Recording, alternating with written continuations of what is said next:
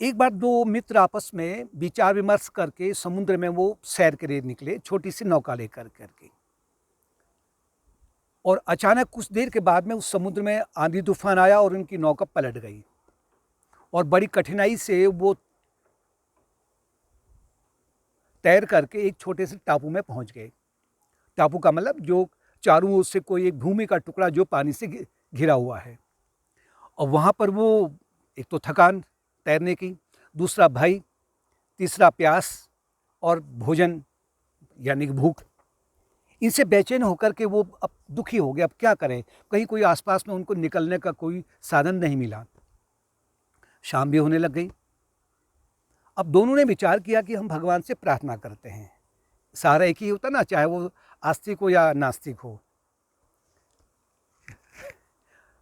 उसमें से एक थोड़ा सा जो जिसे हम चालाक कह सकते हैं, उसने कहा हम दो हिस्से कर लेते हैं इस टापू के, मतलब यानी कि बीच में एक लकीर डाल लेते हैं और ये उत्तर की तरफ तुम बैठ जाओ और दक्षिण की तरफ मैं बैठ जाता हूँ। यानी कि एक और तुम बैठ जाओ, एक और मैं बैठ जाता हूँ और दोनों प्रार्थना करेंगे। और दोनों की प्रार्थना स्वीकार होती या नहीं होती हम देखेंगे। जो दक्षिण की ओर बैठा था उसने जब प्रार्थना की, उसने प्रार्थना की कि हे भगवान, मैं बहुत भूखा हूँ, मुझे कहीं से भोजन दे दीजिए आप। उसकी प्रार्थना स्वीकार हुई और सुंदर सी एक थाली में स्वादिष्ट भोजन उसके पास में आ गया। पानी का लोटा भी आ गया। उसने बड़े प्रेम से भरपेट भोजन किया। उस समय में उसने जो उत्तर दिशा की ओर, उसी का जो मित्र था, उसको उसकी ओर नहीं देखा कि उसकी प्रार्थना स्वीकार हुई है या नहीं हुई है, भोजन कर रहा है या नहीं कर रहा है, उसने उसको नहीं पूछा।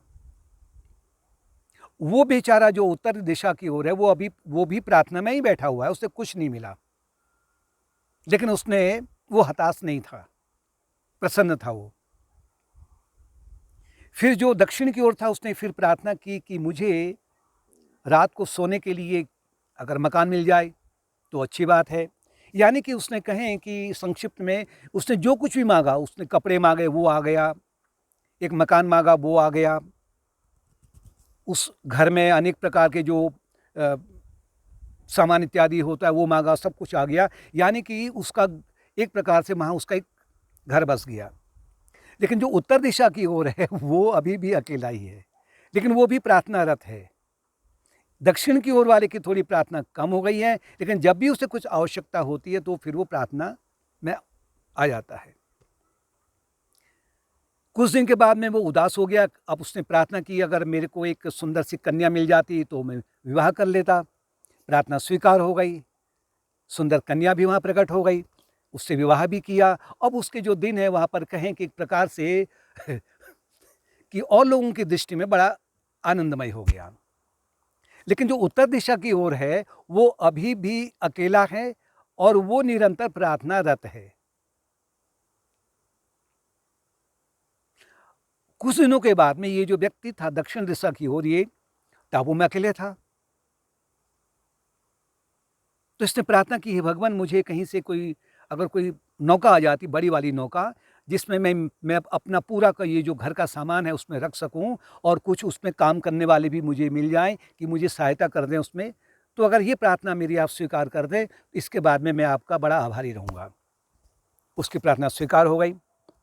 एक बहुत बड़ी नौका कहें या छोटा सा जहाज कहें, वो आ गया। कुछ लोग उतरे, उन्होंने उसका सामान रखा और पूरा का पूरा जो उसका घर को छोड़ करके पूरा का पूरा सामान उन्होंने उस जहाज में या बड़ी नौका में रख दिया। जब वो जा रहा था वहाँ से तो तुरंत आकाशवाणी हुई कि भाई, तुम इस टापू में दो लोग आए थे, तुम्हारा मित्र अभी भी अकेला है उत्तर दिशा की ओर जो बैठा हुआ है, उसे कुछ भी नहीं मिला है। तुमने जो कुछ भी मिला, जो कुछ भी प्रार्थना की वो तुमको मिल गया, उसे कुछ नहीं मिला, लेकिन अंत में उसे घर तो ले जाओ, उसके घर तो छोड़ दो कम से कम। वो नाराज होकर बोला दक्षिण दिशा वाला कि मैं क्यों ले जाऊं उसको, उसकी प्रार्थना स्वीकार नहीं हुई है, मैं क्या करूं, भगवान का भक्त है ही नहीं। मेरी प्रार्थना जो थी सच्ची प्रार्थना थी, मुझे मिला हुआ है, उसे नहीं मिला हुआ है, तो इसमें मेरा अपना हक है। इगोइस्टिक डिजायर जिसे कहते हैं, मैं उसे नहीं ले जाऊंगा। फिर आकाशवाणी भी कम से कम उससे पूछ तो लो कि अगर उसकी प्रार्थना स्वीकार नहीं हुई है तो उसने क्या प्रार्थना की, ये तो पूछो ना उससे कम से कम जा करके। कहने लगा मैं क्यों पूछूं, मुझे क्या आवश्यकता पड़ी है। फिर आकाशवाणी ने कहा एक बार पूछ तो ले कम से कम। तो वो बिल्कुल ही अड़ गया, कहें कि वो कहता मैं नहीं पूछता और मैं उससे बात भी नहीं करना चाहता। तो आकाशवाणी ने कहा कि उसने क्या प्रार्थना की मैं बताता हूं।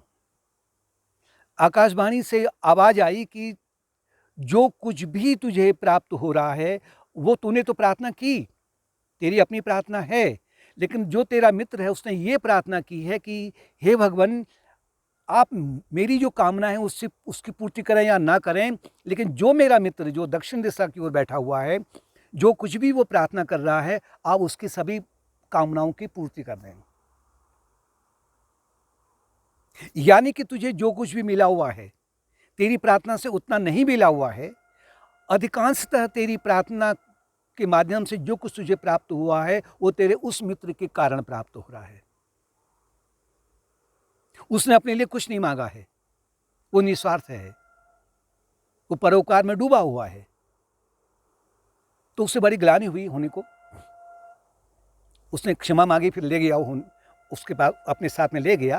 लेकिन इस कथा का जो तात्पर्य है कि जो कुछ भी आपके हमारे पास में जन्म से लेकर कर के जब से इस संसार में आना हमारा हुआ है शरीर के रूप में, माँ से लेकर करके और अंतिम समय तक हम इस संसार के अनेक लोगों के ऋणी हैं, आभारी हैं। आपके वस्त्र हैं, आपके जो भी संसाधन हैं, कहें आप उनको गिनाएं तो काफ़ी हो जाएंगे, जो भी संसाधन आपको प्राप्त हुए हैं उनके पीछे अनेक लोगों की जो है प्रार्थना है। और इस संसार में ऋषि मुनि हमारे जो हैं, भक्त इत्यादि हैं, वो निरंतर प्रार्थनारत रहते हैं परोपकार के लिए। एक ही प्रार्थना रहती है कि एक तो महामृत्युंजय जप कि सभी निरोगी रहें, ओम त्र्यंबकम यजामहे सुगंधिम पुष्टिवर्धनम उर्वा रुक्मिंग बंधनान मृत्योर्मुक्षीमामृतात्। दूसरा, सर्वे भवन्तु सुखिनः सर्वे सन्तु निरामया सर्वे भद्राणि पश्यन्तु माँ कश्चित् दुर्भाग् भवेत्। सभी सुखी रहें, सभी का कल्याण हो, सभी ईश्वर की ओर मुड़ें और कोई भी इस संसार में दुखी ना रहे। ये अनंत लोग हमारे लिए प्रार्थना करते हैं और नित्य प्रार्थना करते रहते हैं। और फिर उसके बाद में जब हमें सुख मिलता है तो हम संसार को, संसार के लोगों को भूल जाते हैं। तो भक्त के लिए, जो साधक के लिए है या जो योग्य व्यक्ति है, उसको निरंतर अपने पास में जो कुछ भी उसे साधन प्राप्त हो रहे हैं उसके लिए उसको दूसरे के लिए प्रार्थना करनी चाहिए निरंतर। जैसे प्रातःकाल है, सोते समय है, अपनी पूजा में है, उस समय में ये प्रार्थना करें कि सर्वे भवन्तु सुखिनः।